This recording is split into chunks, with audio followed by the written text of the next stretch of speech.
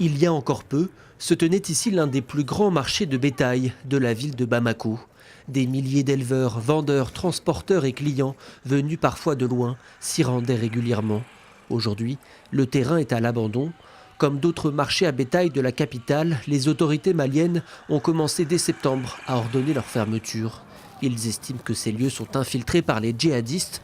Pour les éleveurs, c'est une décision lourde de conséquences. Toute mon existence se résume au bétail.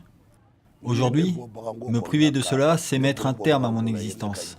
C'est la mort pour moi, car je n'ai plus aucun moyen de subsistance. Comme Boubacar, beaucoup d'éleveurs sont dans l'incompréhension. Le Mali possède l'un des plus importants cheptels d'Afrique de l'Ouest. Avec 9 millions de bovins, l'élevage représente environ 17% du produit intérieur brut du pays. Et selon l'ONU, le secteur est une source de revenus pour plus de 30% de la population. Chaque travailleur a des familles à charge. Si tu mets au chômage toutes ces personnes en une journée, comment ces familles vont-elles vivre ?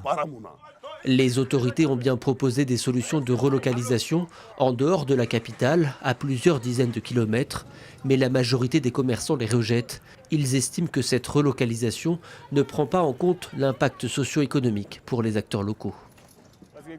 Les marchés de bétail regroupent plusieurs métiers, parmi lesquels les vendeurs de peaux, de bétail, de cordes, de sachets d'eau et même de nourriture. La fermeture soudaine d'un marché qui existe depuis environ 60 ans cause sans équivoque des dégâts.